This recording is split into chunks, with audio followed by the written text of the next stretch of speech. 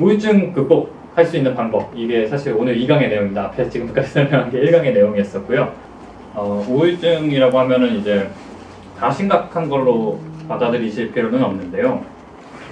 이제 그 기준 중에서 하나가 생활에서의 장애가 뭔가 내가 학교에 가고 직장 생활을 하고 가족들이랑 그리고 대인 관계를 유지하는데 방해가 되지 않는 그런 정상적 우울감도 있습니다. 그래서 이런 정상적 우울감 같은 경우에는 사실 혼자서 극복이 되고 시간이 지나면 극복이 되는 경우가 많은데요. 기본적으로 사람이 그냥 하면 좋은 것들이 있습니다.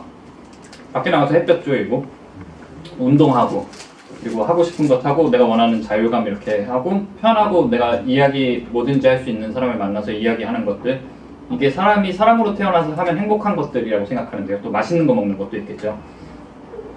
근데 이런 것들로도 그냥 일반적인 어느 정도 그냥 심각하지 않은 우울증 같은 경우에 극복이 가능한데, 아까 이야기했었던 병적 우울감, 학교나 직장에서 제대로 활동이 잘 안 되고 2주 이상 그런 것들이 수면장애 그리고 우울한 기분이나 이런 것들이 2주 이상, 근데 2주 동안도 거의 매일같이 경험이 될 때, 그리고 그 수면장애도 있고 그 섭식장애도 생깁니다. 밥도 잘 식욕이 훅 준다거나 아니면 갑자기 폭식을 한다든지, 그래서 체중이 증가를 하거나 감소를 하게 된다든지 이런 것들이 따라오게 되는데, 그리고 자살 사고를 한다거나 아니면 실제로 시도를 한다거나 아니면 구체적인 계획을 세운다, 이럴 때는 이게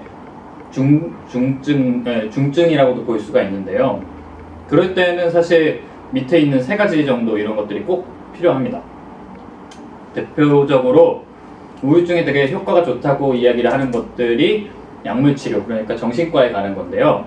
정신건강의학과에 가게 되면 첫 번째로는 지금 이런 우울증 증상이 신체 질환, 갑상선 기능 저하증이라든지 아니면 심장에 관련된 거라든지 이런 소화기관에 관련된 거라든지 이런 신체적인 질병이 있는지를 검사를 먼저 하게 되고요. 그런 것들이 나오지 않고 심리적인 부분이라는 것들을 이제 확인하게 될 때 심리 검사를 하게 될 수도 있고요. 그렇게 되고 이제 항우울제를 처방을 하게 되고, 그리고 심각할 경우 한 3주 정도 되는 입원 치료가 있을 수 있습니다. 그렇게 해서 우울증 약을 복용을 했을 경우에 한 70에서 80%, 그러니까 이전에 그렇게 우울증을 앓았었던 그런 병력이 없는 경우에는 완치율도 굉장히 높은 편이고요. 그리고 약물 치료와 상담 치료 이런 것들을 정신과에서는 선택해서 진행을 할 수가 있습니다. 근데 이런 오해도 좀 많이 있는데요. 그 정신과 상담 같은 경우에 이게 기록에 남지 않느냐, 불이익 같은 것도 취직의 불이익이 있지 않느냐, 근데 그렇지 않습니다. 기록에 남지 않고요. 그리고 같은 병원 내에서도 대학병원에는 여러 가지 과가 있지 않습니까? 근데 이제 내과나 소아과 다른 분들은 열람이 불가능합니다. 그러니까 그 전문의의 허가가 있을 때만 그걸 확인할 수가 있고요. 그리고 정신과에서는 약물 치료를 받았을 경우에는 기록에 남긴 남는데 그 기록이 보험사는 확인을 할 수가 있습니다. 이제 보험료를 청구할 때 그런 기준이 되는 것 같아요. 근데 정신과 상담 기록이 2012년 이전까지는 그게 기록에 남게 돼 있었는데, 약물 치료를 받지 않고 정신과에서 일반 상담만 하게 될 경우에는 그런 기록도 남지 않고요. 일반 개인 상담센터에서 상담을 하게 될 경우에도 기록은 아예 남지 않습니다. 그래서 걱정하지 않으셔도 되고요. 대학 진학, 취직 이런 것들에 불이익 받을 거다, 그런 거 없고요. 부작용에 대한 걱정이 좀 있긴 있는데요. 부작용이 1980년도 이전에 쓰던 약들 같은 경우에는 그런 부작용들이 좀 있었습니다. 기분의 변화 같은 것들이 막 한다든지 아니면 이렇게 몸이 혀가 꼬인다든지 몸의 근육 같은 것들이 자기가 컨트롤이 안 된다든지 이런 것들이 있었었는데, 요즘의 우울증 약 같은 경우에는 효과가 바로 나타나지는 않는다고 하는데 한 달 정도를 복용했었을 때 그런 효과가 나타나는데, 시간이 조금 걸리는 만큼 부작용도 상대적으로 적고, 그리고 정신과 전문의들한테 그런 처방된 약들을 적정량 복용하게 되면 부작용도 거의 있지 않습니다, 요즘에는. 그래서 그런 걱정을 좀 하지 않으셔도 됩니다. 근데 한계 부분인데요. 우울증 내담자들이 약물 치료를 잘 안 하려고 하세요. 그런 특성 같은 것들이 있고, 부작용이 아예 없지는 좀 과다했을 경우에 생길 수 있고요. 개인에 따라서 좀 다를 수 있고요. 그리고 약을 끊었을 때 그게 재발할 가능성이 있습니다. 여기 보시게 되면 또 부작용이 일 수 있는데요. 여기 그림에서 이제 정상 범위의 그런 심경의 변화, 좋았다가 우울했다 이런 것들이 있는데, 우울증 같은 경우는 그게 이렇게 깊이 쑥 내려가고요. 자살 위험성이 사실 높아질 때는 언제냐면은 여기 바닥에 있을 때 사람이 자살을 하지는 않습니다. 왜냐면은 기운이 없거든요. 나가지도 못해요. 우울증이 심한 사람들은 밖에 여기 강의실에도 못 와요. 사실은. 근데 이제 이게 올라갈 때, 힘을 받았을 때 자살을 생각했었던 걸 시도하는 경우가 많은데, 죽을 힘이 생기는 거죠. 예, 죽을 힘이 생기는 거죠. 근데 약 같은 경우에는 아까 이야기했었던 우울한 사고 방식, 아니면 역기능적, 자기한테 도움이 되지 않는 사고 방식 자체는 여전히 존재하는데, 약을 통해서 기분만 일단 올려놓는 겁니다. 그렇게 되면은 그럴 때 갑작스럽게 그런 자살 위험성이 높아지는 시기이기도 한데요. 그래서 이런 부분들에 대해서 상담사나 아니면은 전문의들은 충분히 이런 거에 대해서 숙지를 하게 할 필요가 있고요. 조심하게 할 필요가 있는 거죠. 그래서 우울증 같은 경우에 아까 얘기했다시피 그 약을 끊었을 때 재발의 가능성이 있다고 했잖아요. 심각한 스트레스 상황 때문에 우울증이 도졌었는데 약을 통해서 끌어올릴 수 있는데, 약을 끊고 비슷한 또 힘든 스트레스 상황이 오게 되면은 다시 또 우울증이 생길 수 있는 가능성이 또 그래서 있는 겁니다. 그래서 약물 치료와 상담 치료를 병행해야 되는 이유는, 이렇게 내려가 있으면 정말 심한 경우에는 상담실 찾아오지도 못하거든요. 약을 통해서 어쨌든 기운을 끌어올려 놓고 그 다음에 상담 치료로 같이 병행을 하게 되는 건데, 이 우울증에 좋다고 하는, 또 그리고 그런 불안장애에도 좋다고 하는 상담 치료가 대표적으로 인지행동 치료가 있는데요.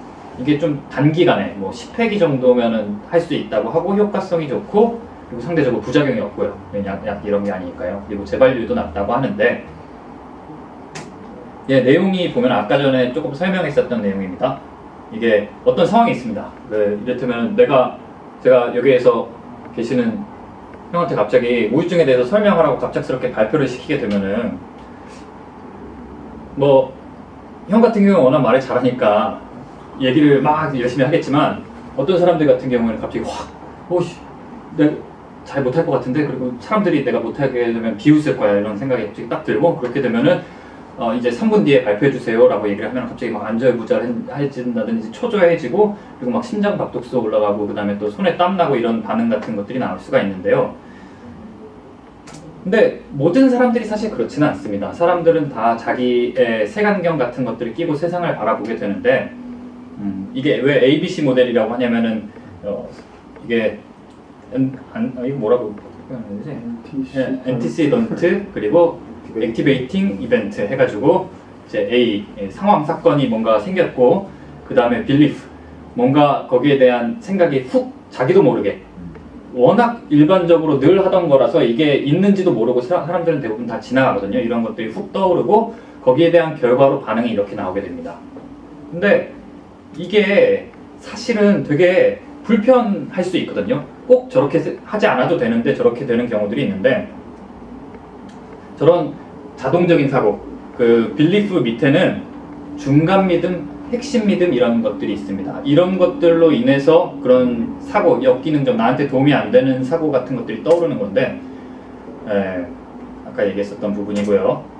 중간 믿음 같은 경우에는 어떤 규칙, 내가 만들어 놓은 이렇게 해야 돼, 저렇게 해야 돼, should, must 같은 이런 것들이 되게 많이 있는데, 늘 잘해야 돼, 그렇지 않으면 사람들이 나에 대해서 비난할 거야 라고 생각하는 그런, 내가 세상에 대해서, 사람에 대해서 가지고 있는 태도 같은 것들이 거기에 그런 것들로 인해서 자동적인 사고가 계속 발생을 하는 거고요. 핵심 믿음으로는, 근본적으로는 내가 내 스스로에 대해서 평가할 때 사실 나는 되게 못난 사람이야. 그래서 못난 사람인데 사람들로부터 인정받으려고 하면은 무언가 잘했을 때 그럴 수 있어 라는 것 때문에 중간 믿음이 생기는 거고, 그런 중간 믿음으로 인해서 자동적으로 그런 사고를 하게 됩니다. 어떤 사람들 같은 경우에는, 범규형 같은 경우에는 그렇게 생각할 수도 있죠. 갑작스럽게 발표하게 되면은 원래 못할 수 있는 거지, 갑작스럽게 하는데 준비 안 됐으니까 누가 잘할 수 있겠어 라고 생각하고 편하게 그냥 막 말하는 사람들도 있거든요. 그러니까 모든 상황이 같은 결과로 이어지지 않는데, 어떤 사람들, 특히 우울증을 앓고 있는 사람들 같은 경우에는 저런 자동적인 사고, 그러니까 도움이 되지 않는데 내가 이런 상황 속에서 도움이 되지 않는 사고를 하게 됩니다. 그리고 문제는 뭐냐면요, 이렇게 막 불안해지고 초조해지고 막 긴장되고 하면 말 정말 잘 못하게 되잖아요. 그러면은 집에 가서 이 핵심 믿음이 또 강화됩니다. 더 강해져요. 왜냐면 나 또 실패했어. 역시 나는 못난 놈이야. 이렇게 생각을 하게 되면은 이게 계속 반복이 되게 되는데, 그래서 악순환의 고리를 계속 겪게 되는데, 이런 부분들을 수정을 하는 것들이 필요하다고 볼 수 있습니다. 그리고 이게 아까 얘기했었던 이 두 가지, 여기 보시면 아까 전에 이 전이랑 똑같은 거잖아요. 늘 잘해야 돼. 그리고 중간 믿음이랑 핵심 믿음이 이 뒤에도 똑같은데요. 다른 상황에서도 똑같이 일어납니다. 발표 상황이 첫 번째였고, 과제를 해야 되는 상황이 왔었을 때 내가 과제 해놓은 거 보고 이거 왜 이렇게 엉망이지? 되게 별로야 라고 생각하는 것들을, 그런 자동적인 사고가 또 생길 수가 있고, 노래방에서 갑작스럽게 누가 노래하라고 했을 때, 차례가 돌아왔을 때 나 최악이야, 너 노래 못 부른다고 사람들이 무시할 거야, 막 이런 자동적인 사고가 생길 수 있는 그런 패턴이 있습니다. 그래서 상담을 해보면은, 어떤 사람이랑 이야기를 해보면 문제가 이것도 있고 저것도 있고 저것도 있는 것 같아서 막 난립해 있는 경우가 있는데요. 사실 그 이야기를 하나를 잡고 구체적으로 들어가 보게 되면은 핵심 믿음은 그렇게 많지는 않거든요. 그래서 그런 것들을 인식을 하고 거기서부터 이렇게 수정을 하게 되면은 의외로 그렇게 어렵지 않을 수 있습니다. 자동적 사고의 특징인데요. 첫 번째, 처음은 생각을 안 하면은 그게 존재하는지조차 몰라요. 그냥 너무 자연스럽게 되거든요. 사람은 내가 쓸 수 있는 에너지를 최소화하는 걸 되게 그런 본능적으로 최소화하게 되는데, 왜 이런 자동적인 사고가 생기냐면 사실은 다 필요한 거거든요. 왜냐면 내가 양치할 때마다 생각하면서 나는 오늘 양치를 하러 가야지, 뚜껑을 열어야지, 뭐 이렇게 치약을 짜야지, 위아래로 흔들어야지, 이렇게 생각 안 하잖아요. 내 정신 에너지가 소비가 되잖아요. 그렇게 되면. 그럼 맨날 반복되는 것들에 대해서는 자동적으로 이렇게 하게 된다는 거죠. 그래서 뇌에서도 사고가 나서 뇌 일정 부분이 이렇게 사고가 나서 손실된 분들이 계시는데, 기억은 앞으로 생길 새로운 기억들은 하나도 못 하는데 과거에 했었던 것들은 계속 똑같이 잘하시는 분들이 계세요. 그런 것들은 뇌의 일정 부분은 늘 하던 것들은 습관적으로 이렇게 만들어 놓는 특성 같은 것들이 있다는 건데요. 양치질이나 운전 같은 것도 마찬가지, 자전거도 그런 건데, 근데 이런 자동적인 사고도 좀 마찬가지입니다. 맨날 내가 이런 식으로 생각을 하게 되면은 그것 사고하는 방식 자체를 굳이 이 순서 A, B, C 순서로 하지 않고 그냥 하나에 이렇게 쭉 만들어 버리는 건데, 이거를 상담이나 인지행동 치료를 통해서 수면 위로 드러내는 거예요. 이런 것들이 존재하는 거라는 먼저 인식을 하는 거고요. 그래서 아까 얘기했다시피 그냥 이렇게 순식간에 일어나는 것처럼 보였는데, 이런 신념들, 그런 믿음들이 명확해지면 이제 보이기 시작하고, 또 이 사람이, 그리고 혹은 내가 또 다음 상황에서는 이렇게 또 역기능적으로 나한테 도움이 안 되는 식으로 생각을 할 거야 라는 것들이 충분히 예측이 가능하고요. 대개는 아까 전에 보셨으면 알겠지만 나 이번에 망할 것 같아, 뭐 이런 것처럼 간략해요. 그렇게 길지 않고요. 그리고 이런 것들을 겪고 있는 분들은 생각으로 생각나는 것보다 감정이나 아니면 몸의 반응으로 나타나는 경우도 있거든요. 그냥 바로 그런 생각도 안 했는데 그냥 몸이 불안해진다거나 갑자기 손에 땀이 난다든지 뭐 긴장이 된다든지 이런 식으로 나타날 수 있고요. 그래서 그리고 그런 경험하는 감정 같은 것들은 그런 자동적인 사고와 되게 맞습니다. 갑자기 나 못할 것 같아 라고 하는데 기쁠 수는 없잖아요. 그런 것처럼 부합하는 내용이고, 그리고 말로 써도 그런 것들, 언어적으로 생각이 나기도 하는데 시각적으로도 그런 것들이, 뭐 이를테면은 어떤 분들 같은 경우에는 세면대만 가면은 이렇게 물 뚜껑을 내려놓고 하시는 분들이 계시는데, 그런 거에 대해서 왜 그러냐고 물어보면은 시각적으로 거기서 바퀴벌레가 올라오는 것들이 계속 보인다고 하는 거예요. 그래서 이게 자동적인 사고는 꼭 그렇게 언어적으로만 있는 게 아니라 시각적으로도 나타날 수 있다는 건데, 그런 부분들도 있고요. 그리고 자동적인 사고, 그리고 역기능적 사고, 이게 역기능적인지 어떤지 어떻게 판단할 수 있느냐 물어보면 되는 거죠, 스스로에게. 그리고 내담자한테 물어보면 되는 건데, 이게 타당하냐, 맞냐, 틀리냐, 그리고 이게 너한테 이 일을 하려고 하는데 유용하냐, 도움이 되느냐, 그리고 세 번째, 현실적으로 그게 맞는 말이냐. 뭐 이를테면은 현실적은 그런 거겠죠. 제가 오늘 이번에 강의를 열었는데 100명이 듣는 강의를 하고 싶어. 라고 하게 되면 그건 현실적이지 않죠. 왜냐면은 뭐 여기서 강의 열심히 뭐 그렇게 제가 그렇게 유명한 강사도 아니고 비현실적이죠. 이런 것들을 가지고 있으면 비현실적이라고 볼 수 있는 거고,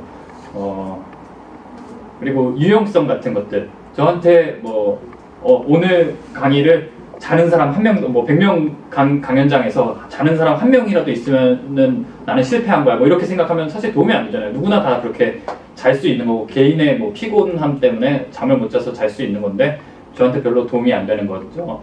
그리고 그런 것들이 자동적 사고의 판단 기준이 됩니다. 그래서 이게 나한테 도움이 되느냐 안 되느냐, 내가 하고 싶은 거 하는데 이렇게 뒤에서 바람을 불어주고 갈 수 있도록 해주는 거냐, 아니면 그걸 막는 것이냐 한번 생각해 볼 필요가 있습니다.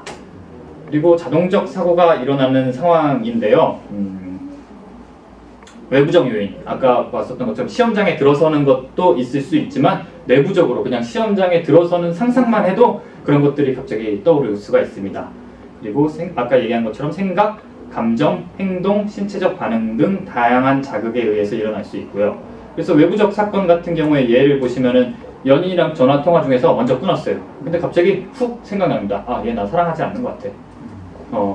그렇게 되면은 이런 자동적 사고가 떠오르게 되면은 이제 갈등이 생기는 거죠.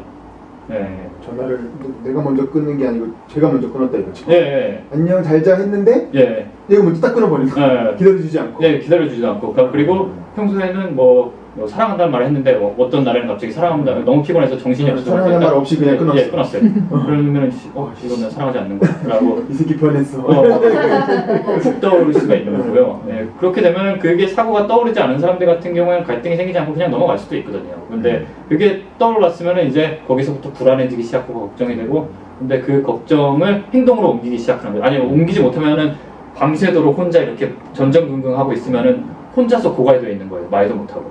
그럼 다음날 아침에 이별 통보를 하는 거죠. 네, 그렇게 될 수 있는 거죠. 날 사랑하지 않고. 네. 금방 만나. 제가 많이 가봤습니다. 네, 혼자서 이렇게 자동적 사고가 있으면 그렇게 될 수 있고요. 그리고 아까 얘기했었던 시험장에 대한 생각만 해도 이렇게 제대로 하지 못할 거야. 그리고 어떤 이미지나 신념, 꿈 이런 거 있는데 공격적인 이미지 누구나 떠오를 수 있거든요. 근데 그거에 대해서 미쳤나 봐. 혹은 내가 이런 생각을 떠올리면 실제로 행동에 옮길 거야 라고 불안해하게 되면은 진짜 그 불안이 증폭되고 힘들어지는 건데, 실제로 그런 뭐 공격적인 생각, 이미지 누구나 다 떠올릴 수 있거든요.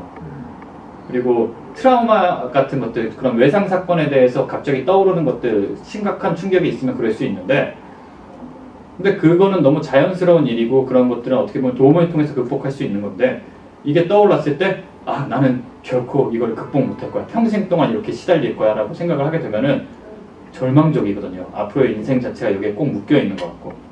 그리고 행동도 그런데 뭐 사람이 뭐 살다 보면 폭식할 수도 있고 뭔가 먹을 수도 있는데, 그렇게 딱 됐을 때 바로 또 내가 의지박약이야, 나는 틀렸어, 뭐 이런 게 떠오르게 되면 그렇죠. 그리고 이거는 공황장애가 사실 공황장애도 인지행동 치료가 되게 도움이 많이 되는데, 공황장애는 또 참고로 불안장애의 한 그 축으로 들어가 있습니다. 범불안장애에 포함이 되는데, 그분들의 특성 중에서 하나가 한 번 그런 공황장애를 처음 공황 발작이라고 하는데, 그게 공황 발작이 죽음에 대한 공포예요. 그래서 죽음에 대한 공포를 한번 경험해 보게 되면은 그 비슷한 증상이 있을 때 불안이 확 높아져요. 뭐 이를테면은 계단을 빨리 올라가서 심장이 뛰면은 심장 자연스럽게 뛰는 거거든요. 근데 그 심장 박동을 딱 인식을 해버린 거예요. 심장 또 뛴다. 또 그렇게 되는 거 아니야? 라고 갑자기 생각을 하게 되는 거예요. 첫 번째 위에 있는 것처럼 내 몸에 심각한 문제가 있는 거야. 또 죽을, 뭐 그래서 그럼 그 생각을 하는 순간 자연스럽게 공포가 연결이 돼서 딱 떠오르는데, 거기에서 이제 맴돌게 되면서 점점 이렇게 뭐 심장 박동수 올라가고 호흡 곤란오고 그러면서 주변에 도움 못 받을 것 같고 그런 상황에 빠지게 돼요. 근데 이게 몸이 좀 신기한 게, 공포 반응이라는 게 있잖아요. 15분에서 30분을 넘어가지 못해요. 내가 긴장하고 두려운 반응이 15분에서 30분 넘어가지 못하는데, 공황장애가 뭐 정말 심각할 경우에는 좀 죽었다는 얘기는 잘 못 들었었던 것 같아요. 근데 이제 한 15분, 20분 지나면 사실 집에서 공황장애 겪는 사람분들 꽤 있는데, 15분, 20분 정도, 그리고 뭐 지나면은 다시 괜찮아지기도 하는데 아무튼 그 공포가 굉장히 크기 때문에 그 상황만 되면 이걸 회피하고 싶어서 머릿속을 더 빨리 굴리는데 그 굴리는 것 자체가 그거에 더 악화시키는 예.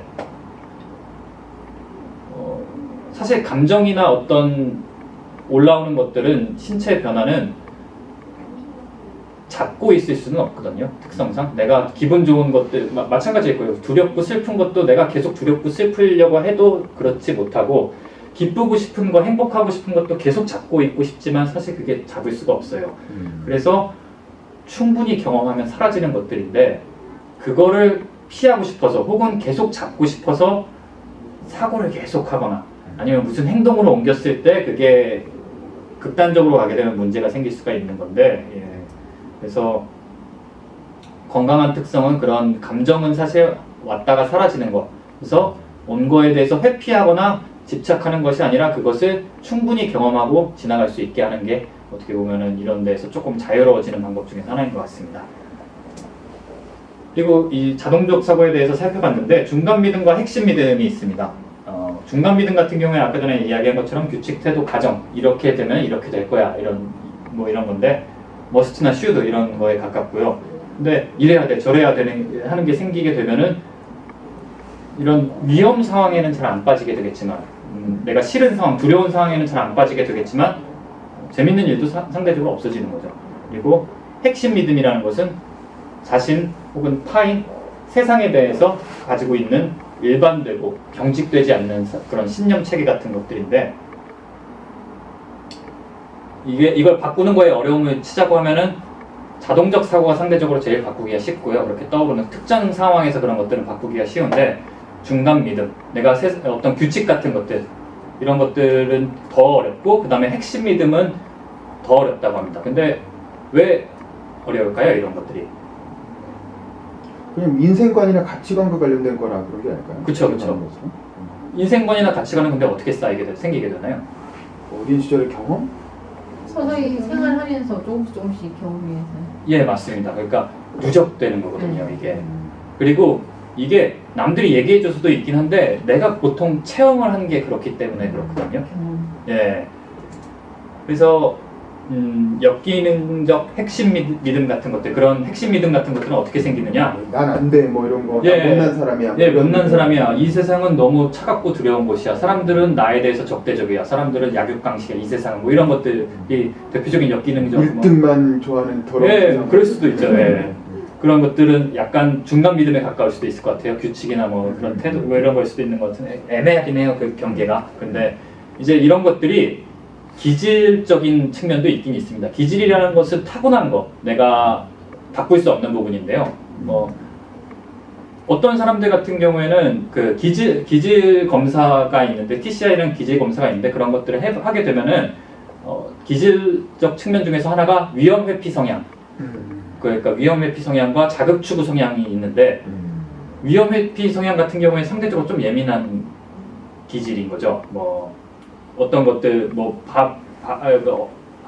어린 아이인데 뭔가 늘 먹던 이유식과 조금 다른 걸 먹었는데 그 질감 같은 것들을 딱 포착을 하고 근데 새로운 변화를 내 그 생명의 위협이 되는 거, 내 그런 그 안위의 위협이 되는 걸로 이렇게 딱 파악을 하게 되면 그걸 뱉어버린다거나 울어버린다거나 그걸 받지 않는데 그런 그 성향은 약간 위험 회피 성향이 높고 예민한 성향이라고 할 수 있고 그리고 이런 것에는 상대적으로 좀 둔감한데 그런 자극 추구, 새로운 자극 같은 것들을 계속 좋아하고 도전하는 그런 성향도 기질도 있는데 이 두 개가 같이 발달되어 있는 사람들도 있어요. 근데 이 두 개가 같이 발달되어 있으면 되게 힘들죠. 본인이 뭐냐면은 이거 위험한 것 같은데 하고 싶어 이렇게 자꾸 왔다 갔다 하는 기질인 건데 근데 이런 기질이 예민한 기질 혹은 뭐 상대적으로 덜 예민하고 그냥 무던한 기질 이런 것들이 기질 자체가 나쁜 거 좋은 거는 없어요.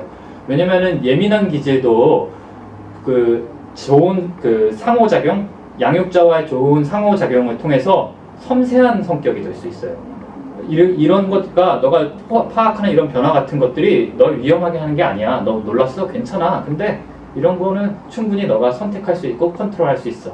그래서 너가 하고 싶은 대로 할 수 있어 라는 걸 알게 되면은 점점 아이가 그 생활 속에서 습득을 하게 되면은 섬세한 사람이 돼서 둔감한 기질을 갖고 있는 사람들 같은 경우에는 포착하지 못하는 것들을 변화 같은 것들을 딱 인식을 하고 거기에서 공포감을 느끼는 게 아니라 인식하고 물어봐 줄 수 있는 거죠. 어떤 사람들 같은 경우에는 표정이 갑자기 아니면 뭔가가 달라졌을 때 너 괜찮아? 오늘 좀 표정이 평소와 좀 다른데? 라고 물어보면 그런 사람들 같은 경우에 맞아 라고 이야기하고 어떻게 보면 상담자에 적합한 기질일 수가 있는 거죠. 그런 것들이.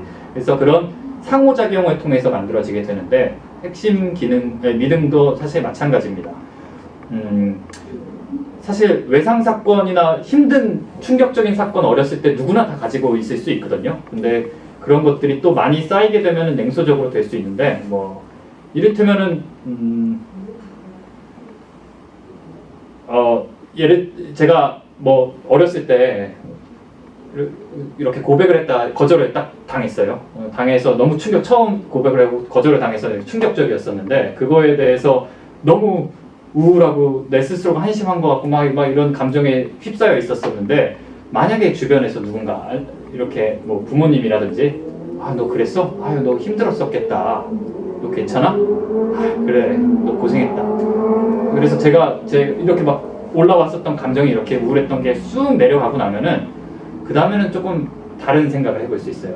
그럼 어떻게 하고 싶지? 내가 이번엔 거절을 당했지만 좀 달라졌었던 것 같아. 성격적인 차이도 있었고 그리고 그럼 다음번엔 또 얘기를 해봐야지 뭐 다른 사람한테 얘기를 해봐야지 뭐 이렇게 될 수가 있는데 이게 감정이 그 사건으로 인해서 생겼었던 감정이 해소가 안 되면은 너무 힘들거든요. 그 상태가 힘드니까 인간은 인지를 왜곡시키게 됩니다. 이를테면 그런 거죠. 세상의 여자들은 날 안 좋아해. 세상의 여자는 아니면 내 컴플렉스로 그게 딱 이어진달까요? 세상의 여자들은 몸 좋은 사람을 좋아해. 아니면은 뭐 돈 많은 사람을 좋아해. 이런 식으로 해서 인지를 왜곡시켜 버리는데 그렇게 되면은 그 왜곡된 인지를 통해서 도움은 돼요. 내가 고통스러울 이유들은 없어지거든요. 상대적으로. 근데 좋은 관계, 새로운 관계를 새롭게 만들기 어려워지는 그런 반작용도 동시에 있습니다. 그래서 충격적인 외상 사건, 뭐 이런 뭐 사고가 있을 수 있고요, 실제로. 그리고 이거는 뭐 성폭행 뭐 이런 분 당했었을 때 그런 감정이나 공포 이런 것들이 되게 많이 있는데 이런 것들에 대해서 적절한 치료를 통해서 해소를 하는 것이 되게 중요합니다. 해소를 하지 않게 되면은 그 감정이 너무 고통스럽고 감정이 배출이 되지 않으면 어떻게 보면은 이거 좀 더러운 표현인데 똥 같은 거라서 어디 안 가요. 누적돼요. 계속 누적돼 있다가 그게 이제 더 이상 견딜 수 없고 힘들게 되니까 이 세상에서 어쨌든 살아남아야 되니까 버티기 위해서 왜곡시키고 그게 핵심 믿음으로 자리 잡게 되면은 굉장히 힘들어지는 상황이 될 수 있습니다. 일단 여기서 5분인가요? 그럼 그 다음에 그런 특성 중에서 하나로 연결되는 건데요. 정서적 수용, 보호 요인이 부족하다는 걸 들 수 있습니다.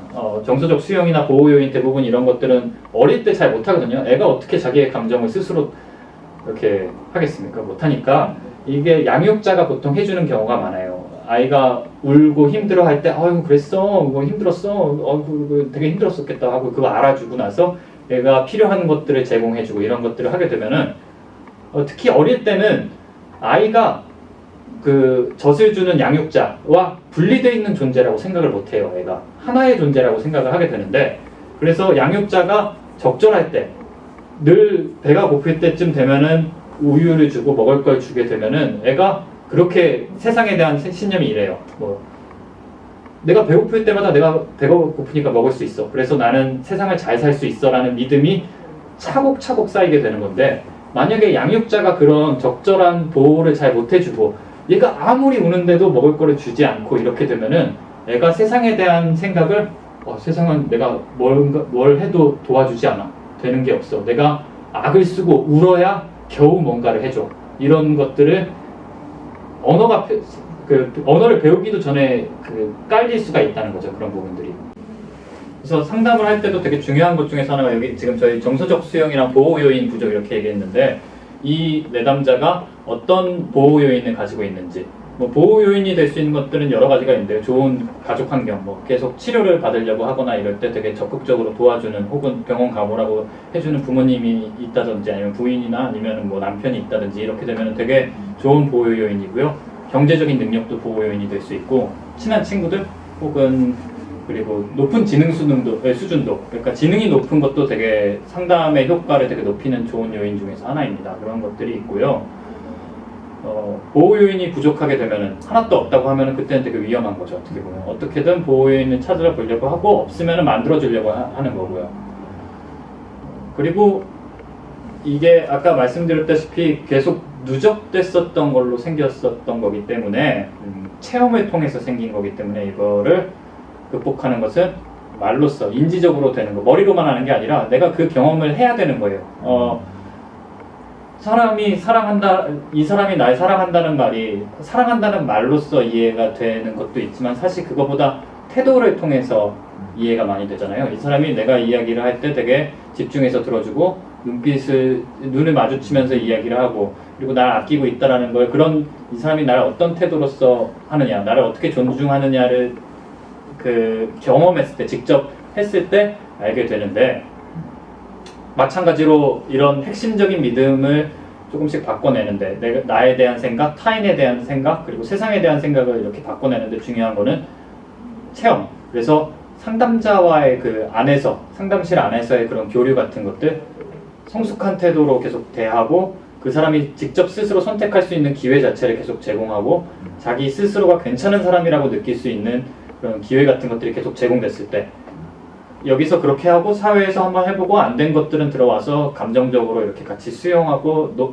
괜찮아지고 마음을 회복하고 그 다음에 다음번엔 또 어떻게 해볼지 여기서 무엇을 배웠는지 다시 한번 확인해보고 이런 것들을 해서 하는 그런 과정들이 되게 중요한 요소 중에서 하나입니다. 그래서 역기능적이 아니라 인지행동 치료의 요소들을 개인이 알고서 할 수도 있긴 있어요. 혼자 이렇게 자동적 사고 기록해가지고 뭐 이렇게 나 스스로가 불편한 실제로 그런 숙제도 내주거든요. 숙제는 내주는 게 좋은지 안 좋은지는 모르겠어요. 왜냐면은 우울증이 심하거나 동기가 부족하신 분들 경우에는 그거 하기가 사실 어렵거든요. 근데 그거 못하고 나면은 또 상담실 안 오려고 하세요. 나 숙제 또 못했어. 숙제 안 했는데 그러니까요. 혼나는 거 아니야? 그러니까 혼나는 거 아니야? 막 그렇게 생각한다고요. 혼낼 생각도 전혀 없는데요. 그러면 그러더니 차라리 하지 말자고도 생각이 들기도 하고요. 그래서 스스로도 동기가 가득하면은 할 수 있지만, 근데 동기가 가득하면 또 우울증이 잘 안 겪거든요. 그래서 그게 되게 중요해요. 이런 지식적인 측면을 저 상담할 때 이렇게 막 역기능적 신념이 이런데요. 이렇게 안 하고 대화를 통해서 그리고 길이 여기니까 여기까지 갑시다라고 얘기하는 게 아니라 어떻게 가고 싶은지 본인이 하고 싶은 게 어떤 건지 스스로 선택해서 그 방향을 찾을 수 있게 체험을 하는 거기 때문에 그 두 가지 요소가 되게 잘 적절히 조합될 필요가 있다고 생각을 합니다. 그리고 이거는 아까 전에 얘기했었던 그 공포증이 한번 형성이 되게 되면은 만약에 개에 대한 공포증을 한번 물리면은 생기거든요. 그게 어렸을 때 탁 물리거나 그런 큰 사건이 있으면 개만 보면 확 공포 반응이 일어나는데 아까도 얘기했다시피 그 공포 반응이라는 건 15분을 넘어갈 수가 없어요. 그래서 만약에 개랑 되게 순한 개랑 15분에 붙어 있게 되면 처음엔 공포스러울지 모르겠지만 그 15분이 지나고 나면 그냥 개가 옆에 있어도 그 공포 반응이 점점 이완이 되기 시작하면서 괜찮아지거든요. 근데 공포증이 생기게 되면은 개랑 그렇게 옆에 있기 싫어지잖아요. 보자마자 도망가잖아요. 그러니까 그거를 극복할 수 있는 기회가 없어지는 거예요. 만나서 극복할 수 있는 기회가. 마찬가지로 아까 전에 제가 어렸을 때 뭐 어떤 좋아하는 사람한테 고백을 했다가 차인 경험이 있으면은 그래서 만약에 그런 대상에 대한 공포증이 생겼다. 그러면은 그거를 극복할 수 있는 기회가 있죠. 사실은 이렇게 사람들이랑 만나서 이야기해보고 제안도 해보고 수용도 되고 그럼 극복할 수 있는 기회가 생기는데 거기에 공포증이 생기게 되면 보면은 이성만 보면 무서워하고 도망가게 되면 그거를 극복할 수 있는 기회가 아예 사라지는 거예요. 마찬가지로 핵심 믿음도 그런 신념 같은 것들도 그런 것들이 만들어져서 그런 공포를 안 느낄 수 있는 그런 보호 장치가 되기도 하지만 그렇게 계속 피하기만 하면은 결코 내가 원하는 것들을 할 수 없는 그런 상태가 되기도 합니다. 그래서 이런 특징들이 있고요. 유지가 되는 아까 얘기했었던 측면입니다. 학습된 무기력. 학습된 무기력을 극복하는 방법. 우리가 지금까지 누적되어 있었던 좌절과 실패의 경험 같은 것들. 그래서 거기에서 만들어진 냉소적인 경험을 극복하는 것은 내가 다른 경험을 할 수 있다는 거를 체험하는 건데, 강아지 같은 경우는 아까 말씀드렸다시피 안아서 괜찮은 공간으로 데려다 놓는 것들을 계속 반복하다 보면 아, 내가 괜찮을 수 있어, 내가 다른 공간도 있구나, 안전한 공간도 있다는 걸 인식을 하는데, 사람도 그런 부분들이 필요한 것 같아요. 내가 세상이 너무 공포스럽고 싫어라고 생각을 하고 있었는데, 누군가 와서 세상 그렇지 않아, 너 너무 부정적으로 생각하지 마라고 이야기하면은 그 말이 사실 안 들리거든요. 잘 들리기가 쉽지가 않아요. 오히려 그 사람도 무섭다고 생각을 할 거예요, 내가 그런 거에 대해서. 근데 내가 공포스러워하는 것 자체를 이해해주고 감싸주고 같이 함께 머물 수 있고, 그래서 내가 조금 괜찮아졌을 때 너는 어떻게 살고 싶어? 너는 어떻게 보고 싶어? 물어보고, 그래서 내가 하고 싶은 것들에 대해서 응원하고 격려하고 그것들을 같이 그 과정을 공유할 수 있고, 힘들 때 다시 이야기해 볼 수 있고, 그래서 이야기에서 올라왔었던 힘든 감정들이 내려가고, 그래서 그렇게 다음 스텝으로 넘어갈 수 있는 그런 것들이 굉장히 중요한 것 같아요. 운이 좋은 사람들은 태어났을 때부터 그런 양육자가, 훌륭한 성숙한 양육자가 있다고 하면 그런 좋은 환경인 건데, 아닌 경우가 되게 많거든요. 그래서 그러면은 내가 그런 좋은 체험을 할 수 있는 기회가 상대적으로 좀 부족한 건데, 근데 저는 그렇게 됐을 때 도움을 청하는 게 되게 중요하다고 생각합니다. 그런 부분들은 사실 혼자서 체험할 수는 없거든요. 그래서 그럴 때 상대적으로 안전한 사람, 상대적으로 그런 훈련을 받아서 성숙한 그런 관계를 맺는 것 자체를 만든 사람들한테 찾아가서 그런 체험을 해보는 것들, 그것들이 제가 생각했을 때 이런 누적되어 있는 냉소적인 것들 혹은 동기가 없고 너무 우울하고 이런 것들을 극복할 수 있는 좋은 방법 중에서 하나인 것 같아요. 네. 그래서 아마 좀 다들 그런 것들 느끼실 것 같아요. 내가 힘들고 슬플 때는 생각나는 사람들 있잖아요. 그런 사람들 특징 보면은 나에 대해서 쉽게 판단하지 않고 내가 뭐라고 하던 간에 그건 아니지라고 얘기하지 않고요. 네. 이해하고 받아들여주고 이런 사람들이 생각이 날 텐데, 그런 사람들과 교류하는 거 굉장히 좋은 생각인 것 같습니다. 그래서 오늘 강의는 여기서 마치겠습니다. 그리고 이거는 제가 최근에 알게 된 건데요.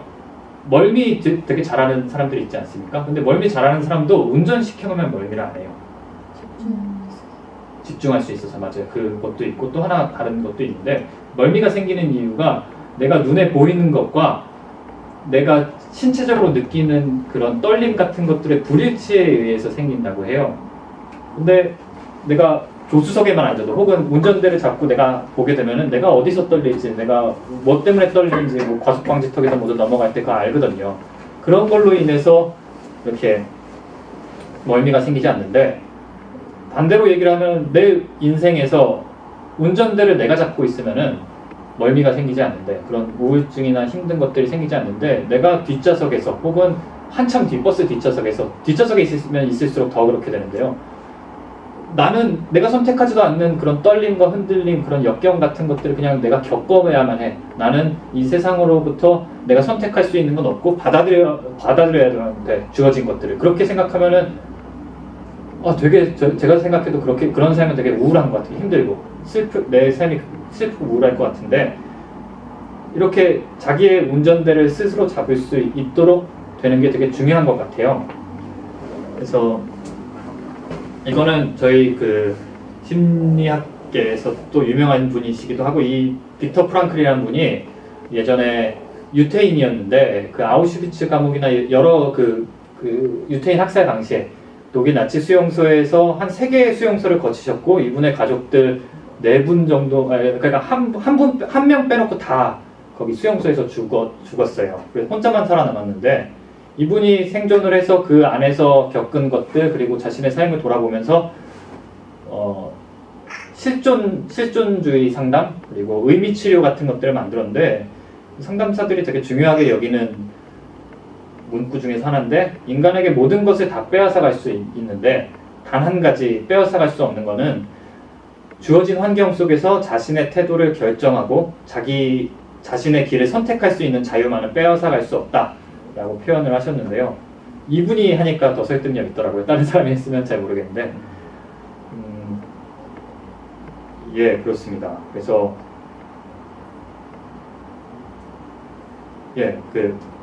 사람들이 내가 주어진 것 때문에 할 수 있는 게 없다라고 생각은 하는데, 그 안에서도 내가 이 상황 속에서 어떻게 할지는 선택할 수 있는 그 자유만큼은 앗아갈 수 없기 때문에 그래서 조금씩 자신의 삶을 좀 더 가고 싶은 방향으로 이렇게 개선해 나갈 때 조금 지금보다 내일이 좀 더 낫고 내일보다 그 다음이 더 낫고 그런 것들이 오지 않는가 싶습니다.